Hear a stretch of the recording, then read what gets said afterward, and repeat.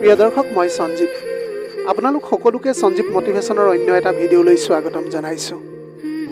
পুনৰ এটি নতুন কাহিনী লৈ আপোনালোকৰ মাজলৈ আহিছোঁ। আশা ৰাখিছোঁ ধৈৰ্য সহকাৰে শেষলৈকে শুনিব বুলি। দেৱালী ওচৰ চাপি আহিছিল আৰু মোৰ ঘৰত অলপো ৰেচন পাতি নাছিল। মই এগৰাকী বিধৱা আছিলোঁ আৰু মোৰ ল'ৰা ছোৱালীবোৰে কি খাব তাক লৈ মই বৰ চিন্তিত হৈ পৰিছিলোঁ। সেইটো সময়ত মোৰ চাৰিওটা সন্তান বহুত সৰু আছিল। ডাঙৰ দাদাৰ পৰা সহায় বিচাৰি মই দাদাৰ ঘৰলৈ গৈছিলোঁ। কিন্তু মোক দেখি বৌৱে বৰ অপমানজনক কথা ক'লে। বৌৱে তেতিয়া ক'বলৈ ধৰিলে যে তেওঁলোকে অনাথ সন্তানৰ দায়িত্ব লোৱা নাই আৰু মোক দুৱাৰ মুখৰ পৰা খেদি দিছিল। যদিও মোৰ দাদা বহুত ধনী আছিল, এতিয়া কান্দি কান্দি খালী হাতেৰে ঘৰলৈ বুলি মই উভতি আহিছিলোঁ। কিন্তু পিছদিনা মই থতমত খালোঁ যেতিয়া দাদাই কান্দি কান্দি ক'লে যে মা, তুমি ভাত কেতিয়া বনাবা? এতিয়া মোৰ পেটটো বহুত বিষাইছে।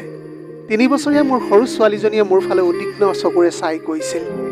সেইটো সময়ত ঘৰত চাউলকে আদি কৰি অন্যান্য খাদ্য একোৱেই নাছিল। ৰেচনৰ পৰা যি চাউল পাওঁ মাতো নোজোৰে। ল'ৰা ছোৱালীকেইটাক পানী খাবলৈ দিয়াৰ পিছত মই মাত্ৰ সান্তনা দি আছিলোঁ যে মই ৰাতি ভাত দিম বুলি। ইতিমধ্যে ৰাতি 9 বাজি গৈছিল। ল'ৰা ছোৱালীবোৰে ভোকত কান্দিছিল আৰু মোৰ হৃদয়খন বহুত বিষাবলৈ ধৰিছিল। মোৰ সন্তানবিলাক ভোকত থকাটো মই কেতিয়াও বিচৰা নাছিলোঁ, কিন্তু মোৰ হাতত আন একো উপায় নাছিল। ধীৰাজ দাদাৰ ঘৰলৈ বহুবাৰ সাহসেৰে যাবলৈ চেষ্টা কৰিছিলোঁ, কিন্তু সাহস গোটাব পৰা নাছিলোঁ মই। বিধৱা হোৱাৰে পৰা মই 1 পইচাৰ বাবে কান্দিবলগীয়া হৈছিল আৰু মোৰ শাহুৱে মোৰ 4টা সন্তানৰ সৈতে ঘৰৰ পৰা বাহিৰ কৰি দিছিল। মোৰ দাদাই কেতিয়াও ভনীয়েকজনী জীয়াই আছে নে নাই বুলি কেতিয়াও সুধিবলৈ পৰা নাছিল। কথাবিলাক চিন্তা কৰি কৰি চকুৰ পৰা চকুলো বৈ আহিছিল। অৱশেষত সৰু ছোৱালীজনীক সাৱটি ধৰি অসহায় হৈ ঘৰৰ পৰা ওলাই আহিলোঁ। চুবুৰীৰ মালতী খুৰীৰ দুৱাৰত টোকৰ মাৰিলোঁগৈ। এইটো সময়ত মালতী খুৰীয়ে তেওঁৰ দুৱাৰখন খুলি দিলে। মোক দেখি তেওঁ মুখত ভ্ৰু কোচাই উঠিল। তেওঁ ক'লে যে কি হৈছে? মই ক'লোঁ, আণ্টি, খাবলৈ কিবা এটা আছে যদি দিয়কচোন। সুদা ভাত হ'লেও হ'ব। মই মোৰ ল'ৰা ছোৱালীকেইটাক পানী ঢালি খুৱাই দিম। ৰাতিপুৱাৰ পৰা সিহঁতক মই একো এটা খাবলৈ দিবলৈ পৰা নাই। ভগৱানৰ স্বাৰ্থত আমাৰ অৱস্থাটোক আপুনি অলপ দয়া কৰক। হয়তো তাইৰ হৃদয়ত কিছু দয়া আছিল। তাই তেতিয়া মোক 2টা শুকান ৰুটি দি ক'লে যে এইটো লোৱা, এইটোৱে আছিল। আকৌ দুৱাৰত টোকৰ নামাৰিবা। তুমি এগৰাকী সুস্থ মহিলা, কাম কৰি খাব নোৱাৰা নেকি? তোমাৰ ভিক্ষা খুজিবলৈ লাজ লগা নাইনে বাৰু? তেওঁৰ কথা শুনাৰ পিছত চকু পানী মচি মচি ঘৰলৈ উভতি আহিলোঁ। হাতত থকা ৰুটি 2খন দেখি ল'ৰা ছোৱালীবোৰৰ মুখত সুখৰ ঢৌ এটা পাৰ হৈ গ'ল। ৰুটিকেইখন বৰ কঠিন আছিল। পানীত তিয়াই তিয়াই কোমল কৰি কৰি চকুলো টুকুই টুকুই ল'ৰা ছোৱালীকেইটাক খুৱাই দিলোঁ। সিহঁতে সেই ৰুটি চুবাই ভাগৰি পৰিছিল আৰু পানীৰে গিলি আছিল আৰু মোৰ হৃদয়খনে ভিতৰি ভিতৰি কান্দিবলৈ ধৰিছিল। দৰিদ্ৰতা ইমান অদ্ভুত, আৰু এই দৰিদ্ৰতাত যদি কোনেও বিধৱা আৰু অসহায়ক সহায় নকৰে, তেন্তে এনে ভাইৰ কি কাম? এই কথা ভাবি মোৰ হৃদয়ত এক যন্ত্ৰণা অনুভৱ হ'ল। মোৰ ল'ৰা ছোৱালীৰ পেটটো এতিয়া তৃপ্ত কৰিব পৰাকৈ ইমানখিনিয়েই যথেষ্ট নাছিল। 4টা ল'ৰা ছোৱালী আছিল আৰু প্ৰত্যেকে আধা ৰুটিহে পাইছিল। তাৰ পাছত সকলোৱে পানী খাই মজিয়াত মেলি দিয়া চাদৰ এখনত শুই পৰিছিল। সিহঁতে টোপনিতে বাৰে বাৰে নিজৰ পেটটো মোহাৰি আছিল। হয়তো সিহঁতৰ সেইটো সময়ত ভোক লাগি আছিল, কিন্তু সিহঁতক খুৱাবলৈ একোৱেই নাছিল মোৰ ঘৰত। মই সিহঁতৰ অৱস্থাটো চাই এতিয়া বহুত কান্দিবলৈ ধৰিছিলোঁ। মানুহৰ সন্মুখত ভিক্ষা কৰি ধন সংগ্ৰহ কৰি কান্দি কান্দি থকা মানুহবোৰৰ মাজৰ মই নাছিলোঁ। মোৰ বিবেকে এই কথাক অনুমতি নিদিলে। মানুহৰ ঘৰত এতিয়া মই কাম কৰিছিলোঁ। কঠোৰ পৰিশ্ৰমৰ বাবে যে আঁতৰি আহিছিলোঁ এনে নাছিল। ল'ৰা ছোৱালীবোৰৰ বাবে খাদ্য ৰান্ধি দুৱাৰত তলা মাৰি আগতে আনৰ ঘৰত কাম কৰিবলৈ গৈছিলোঁ। কিন্তু ডাঙৰ ঘৰবোৰৰ নীতি নিয়ম অতি কঠোৰ হয়। ধনী মানুহৰ বাবে বেলেগ কিবা এটা আৰু দুখীয়াৰ বাবে বেলেগ কিবা এটা। আগতে মই ঋতু বাইদেউৰ ঘৰত কাম কৰিছিলোঁ। তাইও মোৰ দৰে 2টা সন্তানৰ মাতৃ আছিল। তাইৰ স্বামীও মোৰ স্বামীৰ বয়সৰে আছিল। মোৰ স্বামী আছিল এজন চকীদাৰ। তেওঁৰ মালিকৰ ঘৰ পহৰা দি থকা অৱস্থাত চোৰে হত্যা কৰিছিল। কিন্তু সেইজন মালিকে মোক সান্তনাৰ বাহিৰে আৰু একোৱেই নিদিলে। ঋতু বাইদেউ ঘৰত কাম কৰিবলৈ আৰম্ভ কৰিছিলোঁ। তাইৰ স্বামীৰ মোৰ ওপৰত বেয়া চকু আছিল। এবাৰ মই কামলৈ গ'লোঁ। ঋতু বাইদেউ সেইটো সময়ত ঘৰত নাছিল। মই ক'লোঁ, ছাৰ, মোৰ হাতখন এৰি দিয়া। মই আপুনি বিচৰা ধৰণৰ মহিলা নহয়। মই কঠোৰ পৰিশ্ৰম কৰি ল'ৰা ছোৱালীবিলাকক খুৱাওঁ। তেওঁ ক'লে, তুমি তোমাৰ কষ্টৰ পৰা কিমান পোৱা? গোটেই দিনটো বাচন বৰ্তন কাপোৰ ধোৱা আৰু ঘৰ চাফা কৰা, মাত্ৰ মাহত 5,000 টকাহে পোৱা। সেইখিনি টকাৰে জানো তোমাক আতিব? মাত্ৰ মোৰ লগত কেইঘণ্টামান কটোৱা, মই তোমাক 20,000 টকা দিম। মই ক'লোঁ, ছাৰ, মোৰ হাতখন এৰি দিয়ক। মই মোৰ ল'ৰা ছোৱালীক সঁচাকৈ কঠোৰ পৰিশ্ৰম কৰি খুৱাওঁ। মই 3টা ঘৰত কাম কৰোঁ, প্ৰতিগৰাকী মহিলাৰ বিক্ৰীৰ বাবে নহয়। মই জোৰ কৰি সেই মানুহজনৰ পৰা হাতখন আঁতৰাবলৈ চেষ্টা কৰিলোঁ। তেওঁ তেতিয়া ক'লে যে আজি তোমাক মই এৰি নিদিওঁ, তোমাৰ ইচ্ছা হওকে বা নহওকে। তোমাক দেখাৰে দিনৰ পৰাই মোৰ মনটো পাগল হৈ আছে। এইদৰে কৈ সি জোৰকৈ মোক কোঠাটোৰ ভিতৰলৈ লৈ গ'ল। মই এতিয়া চিঞৰিবলৈ ধৰিলোঁ। সি মোক ক'লে যে যদি চিঞৰা গলত টেপি ধৰি মাৰি পেলাম। সি মোক ৰুমত ঠেলা মাৰি দি দুৱাৰখন বন্ধ কৰি খিলি লগাই দিলে। সি কোনো বেয়া কাম কৰাৰ আগতেই তাত টেবুলত এটা ফুলদানি আছিল। মই তেতিয়া ফুলদানিটো তুলি লৈ তাৰ মূৰত জোৰেৰে আঘাত কৰিলোঁ। লগে লগে তাক পিছলৈ ঠেলি দি দুৱাৰখন খুলি মই ওলাই আহিলোঁ। সি মোৰ পিছে পিছে যোৱাৰ আগতেই মূল দুৱাৰখন খুলি মোৰ ঘৰলৈ দৌৰি আহিছিলোঁ। মই ঘৰ পোৱাৰ পিছত মই বহুত কান্দিবলৈ ধৰিছিলোঁ। মোৰ স্বামী অৰ্থাৎ ৰজতলৈ এতিয়া মোৰ বহুত মনত পৰিছিল। তেওঁ জীয়াই থকাৰ সময়ত কোনেও মোৰ ফালে আঙুলি টোৱাবলৈ সাহস কৰা নাছিল। কিন্তু তেওঁ যোৱাৰ পিছৰে পৰা চুবুৰীৰ মানুহে মোৰ ফালে বেয়া উদ্দেশ্যৰে চাবলৈ আৰম্ভ কৰিছে। মই চিলাই নাজানিছিলোঁ আৰু মই শিক্ষিতও নাছিলোঁ, কাৰণ ধীৰাজ দাদাই মোক পঢ়িবলৈ নিদিলে। তেওঁ তেতিয়া কৈছিল যে তুমি পঢ়ি শুনি কি কৰিবা?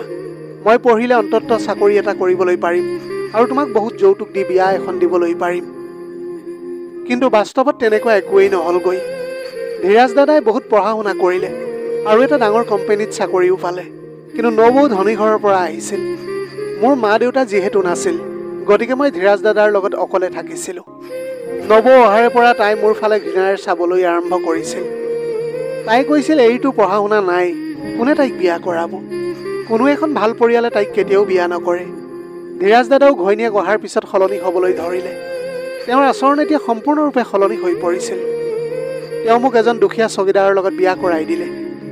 ময়ো তেওঁৰ লগত সুখৰ জীৱন যাপন কৰি আছিলোঁ। কিন্তু ভাগ্যই মোৰ বাবে অন্য কিবা এটাহে লিখি ৰাখিছিল। ইফালে আকৌ মই 4টা সন্তানৰ মাতৃও হৈ পৰিছিলোঁ। মোৰ সৰু ছোৱালীজনীৰ বয়স সেইটো সময়ত 2 বছৰ আছিল, যেতিয়া ৰজতে মোক এৰি থৈ চিৰদিনৰ বাবে গুচি গৈছিল। শেষ ৰীতি নীতি কৰি দাদা শ্মশানৰ পৰা পোনে পোনে ঘৰলৈ বুলি গুচি গ'ল। বৌৱে মোক সান্তনা দিবলৈও নাহিল। মই এতিয়া বুজি পাইছিলোঁ যে মোৰ দাদাই মোক কেতিয়াও সহায় নকৰে। সেইবাবে মই কঠোৰ পৰিশ্ৰম কৰাটো উচিত হ'ব, কিন্তু মোৰ সন্মান ৰক্ষা কৰাটো কঠিন হৈ পৰিছিল মোৰ বাবে। গতিকে মই এতিয়া চাকৰিটো এৰি দিলোঁ। চাকৰিটো এৰি দিয়াৰ পাছত মই এতিয়া বুজিব পৰা নাছিলোঁ যে মই কেনেকৈ ঘৰখন চলাম। মোৰ ল'ৰা ছোৱালীবোৰে ভোকত এতিয়া কান্দি আছিল। মই ভাবিছিলোঁ কোনোবাই যদি মোক দান কৰে তেন্তে মই মোৰ সন্তানসকলক খুৱাবলৈ পাৰিম। কিন্তু আমাৰ দৰে আত্মসন্মানী মানুহৰ কথা সুধিবলৈ কোনো নাই। আমি আমাৰ আত্মসন্মানৰ বাবে মৰিবও পাৰোঁ, কিন্তু আমি কাৰো সন্মুখত ভিক্ষা কৰিব নোৱাৰোঁ। এতিয়া বৰ কষ্টৰে মোৰ ল'ৰা ছোৱালীকেইটাৰ ভোক দেখি মই প্ৰথমবাৰৰ বাবে চুবুৰীয়া খুৰীৰ পৰা বাঁহী ৰুটি বিচাৰিছিলোঁ, নহ'লে আগতে কিবা এটা কাম কৰিছিলোঁ। এতিয়া মই মোৰ ওচৰ চুবুৰীয়া এগৰাকীক ক'লোঁ যে যদি কাৰোবাৰ দিৱালীৰ আগতে মকৰা জাল চাফা কৰা বা ঘৰ চাফা কৰাৰ প্ৰয়োজন হয় তেন্তে মোক ক'বা, মই কৰি দিম। তাই ক'লে যে তোমাক কোনেও কাম কৰিবলৈ নিদিয়ে। ঋতু দিদিৰ ঘৰৰ পৰা চুৰি কৰাৰ কি প্ৰয়োজন আছিল? এতিয়া মই তাইক কেনেকৈ কওঁ যে মই একো চুৰি কৰা নাই? তাইৰ স্বামীয়েহে মোক ধৰ্ষণ কৰিবলৈ বিচাৰিছিল। কিন্তু মোকনো এতিয়া কোনে বিশ্বাস কৰিব? এই কথা কোৱা হ'লে হয়তো সকলোৱে মোক চৰিত্ৰহীনা নাৰী বুলি ক'লেহেঁতেন। আমাৰ সমাজত দুখীয়েই হওক বা নহওক, কেৱল মহিলাগৰাকীকহে অভিযুক্ত কৰা হয়। মোক এতিয়া কোনেও বিশ্বাস কৰা নাছিল। মই কৈছিলোঁ যে মই চুৰি কৰা নাই। তাই ভুল বুজিছে। এতিয়া তাইৰ সন্দেহ মই কেনেকৈ নিৰাময় কৰিবলৈ পাৰিম? তাই ক'বলৈ ধৰিলে যে ইয়াত এজনী মেডাম আছে, তাত মাত্ৰ কেইদিনমান কাম কৰিব লাগিব। মই তেতিয়া ক'লোঁ যে ঠিক আছে, মই সেই কামটো কৰিম। মই সেই বাইদেউ ঘৰলৈ বুলি গ'লোঁ। তেওঁ মোক কামত ৰাখিছিল। তেওঁ মোৰ দ্বাৰা ঘৰৰ দেৱালবিলাক চাফা কৰিছিল। 5 দিনতে গোটেই ঘৰখন মই এতিয়া চাফা কৰি দিলোঁ। তেওঁ মোক মাত্ৰ 500 টকীয়া এখন নোট দিলে। মই ক'লোঁ বাইদেউ মাত্ৰ 500 টকা দিছে যে আপুনি? তেওঁ তেতিয়া মোক খঙেৰে ক'বলৈ ধৰিলে যে তুমি আৰু কি বিচাৰা? মই তোমাক কি মোৰ গোটেই জীৱনটো দিব লাগিব নেকি? চকুৰ পৰা চকুলো ওলাই আহিল কথাবিলাক শুনাৰ পাছত। ইতিমধ্যে মই দোকানৰ পৰা 1000 টকাৰ আটা আৰু ৰেচন ধাৰ লৈছিলোঁ, এই আশাত যে বাইদেৱে টকাখিনি দিলে মই আগৰ ঋণটো পৰিশোধ কৰিবলৈ পাৰিম বুলি। কিন্তু সেইগৰাকী মালিকনীয়ে মোক মাত্ৰ 500 টকাহে দিবলৈ ৰাজি আছিল। মই এতিয়া কান্দিবলৈ ধৰিলোঁ। মই ক'লোঁ যে বাইদেউ পবিত্ৰ দীপাৱলী মাহ আহিবলৈ ওলাইছে। ভগৱানৰ খাতিৰত মোৰ ঘৰলৈ ৰেচন পঠিয়াব পৰাকৈ আপুনি মোক উপযুক্ত টকা দিয়ক। ইতিমধ্যে মই 1000 টকা ধাৰলৈ লৈ লৈছোঁ। ইয়াত 5 দিন ধৰি অবিৰমভাৱে কাম কৰি আছোঁ। আপোনাৰ গোটেই ঘৰটো চাফা কৰি দিছোঁ আৰু আপুনি মোক উচিত ধন দিয়ক। তাই তেতিয়া ক'লে যে যা ইয়াৰ পৰা ওলাই যা, তই কৰা কষ্টতকৈ বেছি পইচা দিছোঁ মই তোক। বহুখিনি কাটৰ অনুৰোধ কৰাৰ পাছতো মালিকনীয়ে মোক মাত্ৰ 500 টকাই দিলে, যিটো মই ৰেচনৰ দোকানৰ মালিকক দি দিলোঁ। মই আৰু আটা বিচৰাত তেওঁ নাকচ কৰি ক'লে, মই তোমাক ঋণ নিদিওঁ, এতিয়াৰে পৰা তুমি নগদ ধন দি বস্তু কিনি নিবা। তুমি ঋণ লৈ আৰু কালিলৈ যদি টকা নোপোৱা তেন্তে ক'ৰ পৰা দিবা? সকলোবিলাক শুনাৰ পিছত কান্দি কান্দি ঘৰলৈ বুলি উভতি আহিলোঁ। মোৰ এতিয়া মনত পৰিবলৈ ধৰিলে যে প্ৰতি দেৱালীত মোৰ দাদাই দুখীয়াৰ মাজত ৰেচন বিতৰণ কৰে আৰু তেওঁলোকে বহুত আশীৰ্বাদ দিয়ে তেওঁ। মই ভাবিলোঁ যে ময়ো একে কামেই কৰা উচিত হ'ব। কলা চাদৰ এখনেৰে মুখখন ঢাকি দাদাৰ ঘৰৰ ফালে আগবাঢ়িবলৈ ধৰিলোঁ। ধীৰাজ দাদাৰ ঘৰ এতিয়া দুমহলীয়া হৈ পৰিছিল। সি এতিয়া এজন ডাঙৰ ব্যৱসায়িক হৈ পৰিল। সেই ৰাস্তাটো দেখি মোৰ অতীতলৈ মনত পৰি গৈছিল।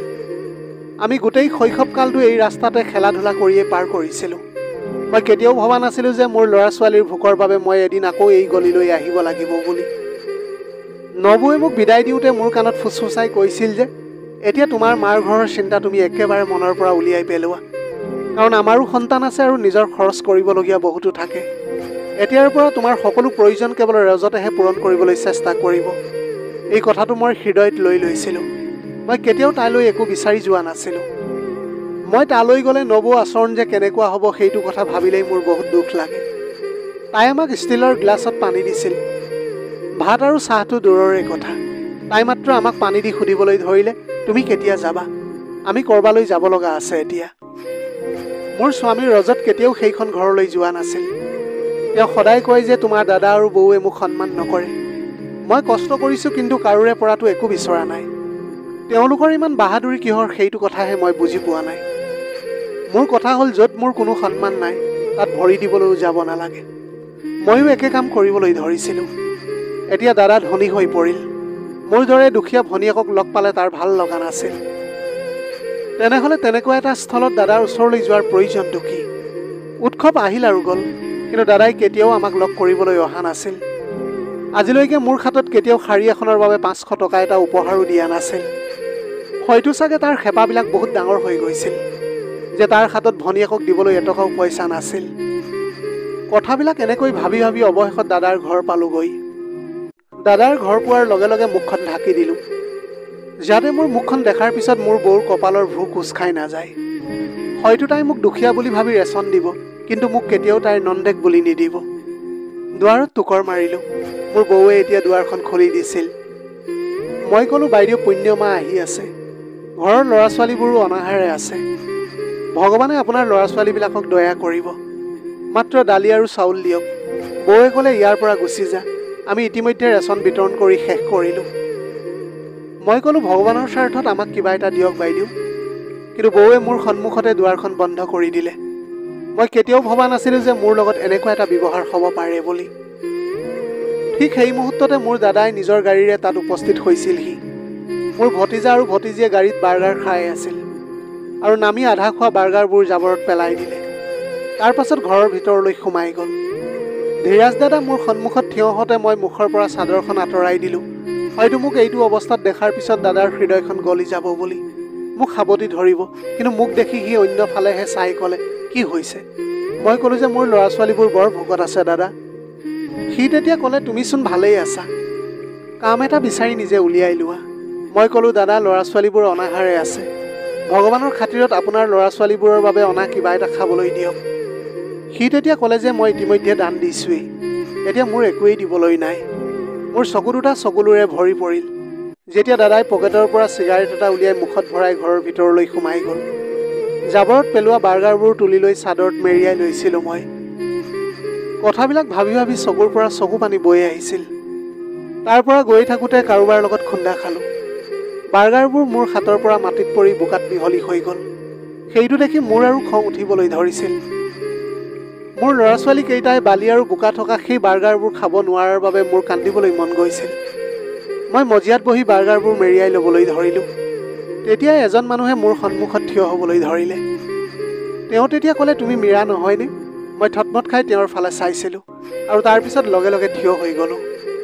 বাৰ্গাৰটো আকৌ চাদৰত মেৰিয়াই বেগেৰে খোজকাঢ়ি আগবাঢ়িবলৈ ধৰিলোঁ। মোৰ হৃদয়খন এতিয়া বৰ জোৰেৰে ধপধপাই আছিল। সি মোক চিনি নোপোৱা হ'লেই ভাল আছিল। আকৌ যাতে এই গলিলৈ নাহে সেইটোৱেই মোৰ বাবে ভাল আছিল।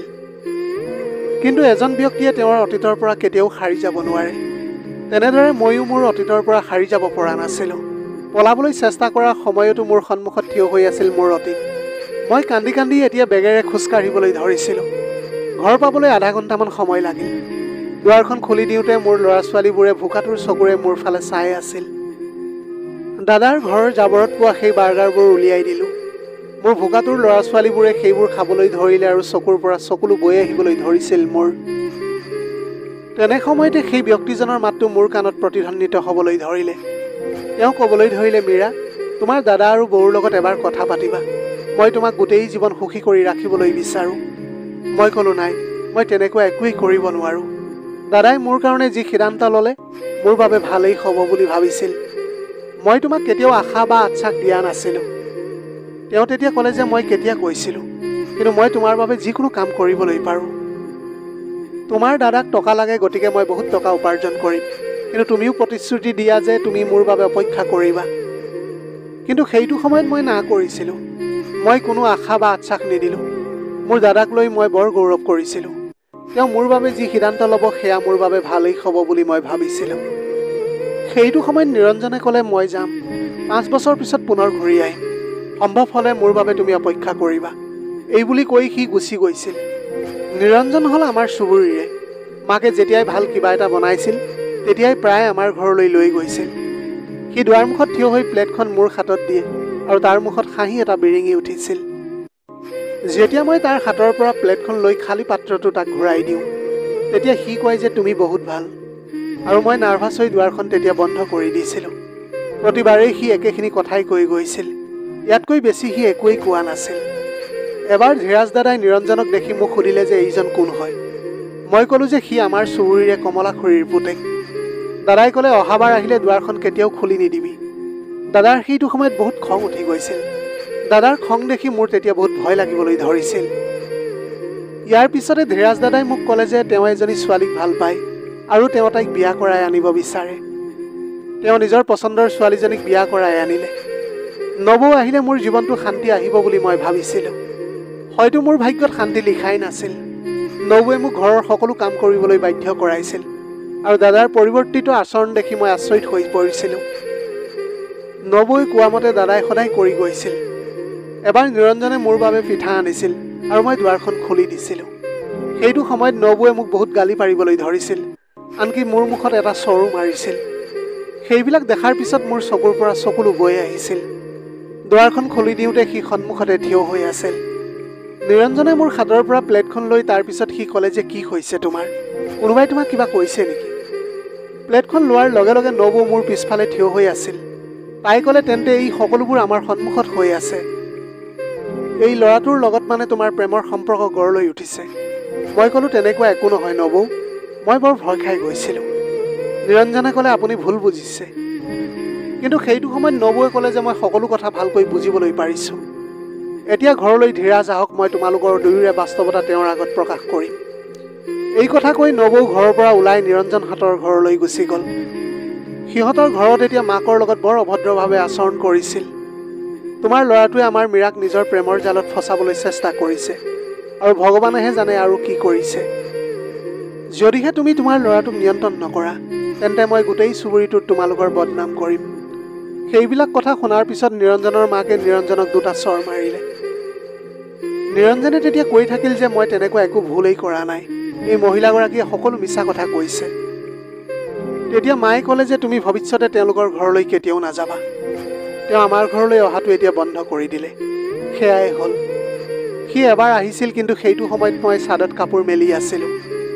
সি তেতিয়া মোক ক'লে যে মোৰ বাবে তুমি অপেক্ষা কৰিবা, মোক 5 বছৰ সময় লাগিব, মই তোমাক এই পৰিস্থিতিৰ পৰা উলিয়াই আনিম। কিন্তু মই তেওঁৰ বাবে অপেক্ষা কৰা নাছিলোঁ। মোৰ ভয় হৈছিল যে মই মোৰ দাদাৰ দৃষ্টিত বেয়া হৈ যাব পাৰোঁ বুলি।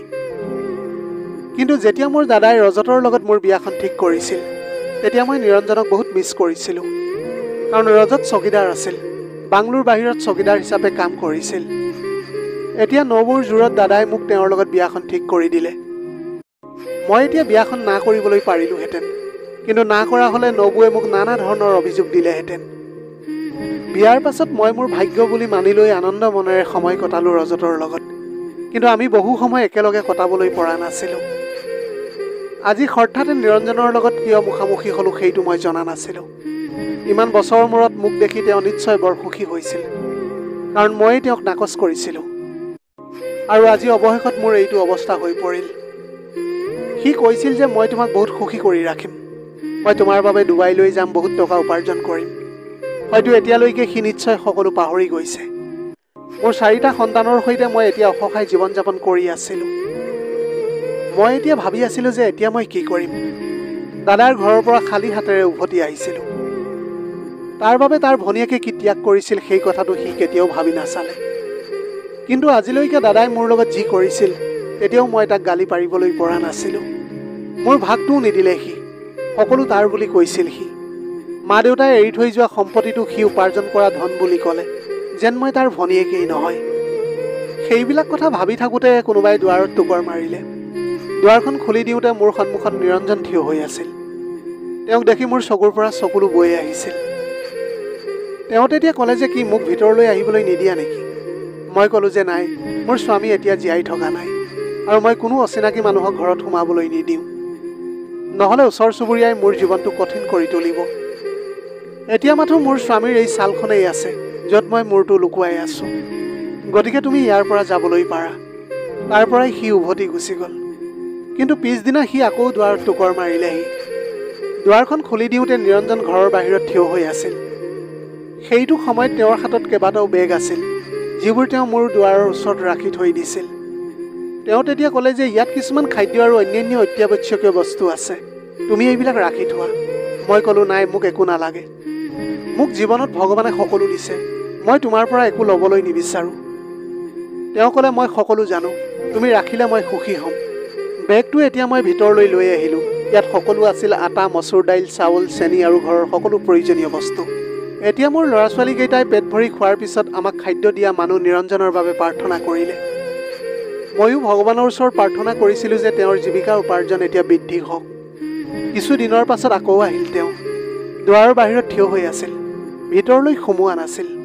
তেওঁ ক'লে তুমি মোক এই কামৰ যোগ্য কৰিলা, মই তোমাক আৰু তোমাৰ সন্তানক সহায় কৰিবলৈ বিচাৰোঁ। মই তেতিয়া সুধিলোঁ যে তোমাৰ পত্নীয়ে তোমাক এই কামবিলাক কৰিবলৈ অনুমতি দিবনে? মোৰ কথাত তেওঁ অলপ হাঁহি এটা মাৰি ক'লে, মোৰ পত্নীয়েই নাই। মোৰ ঘৰখনত তোমাক মই স্থান দিব বিচাৰোঁ, আৰু তোমাৰ সন্তানে এজন দেউতাক পাব। মই তোমাক বহুত সুখী কৰি ৰাখিবলৈ বিচাৰোঁ মীৰা। কথাবিলাক শুনাৰ পিছত মোৰ চকুৰ পৰা চকুলো বৈ আহিবলৈ ধৰিলে। মই এতিয়া ভাবিলোঁ মই কিয় অস্বীকাৰ কৰিম। মোক সঁচাকৈয়ে এটা সহায়ৰ প্ৰয়োজন আছিল। দীপাৱলীৰ এদিন আগত আমাৰ বিয়া হৈছিল, আৰু তেওঁ মোক আৰু মোৰ সন্তানক নিজৰ ঘৰলৈ বুলি লৈ গৈছিল। তেওঁৰ ঘৰটো তেতিয়াও মোৰ দাদাৰ ঘৰৰ কাষতে আছিল।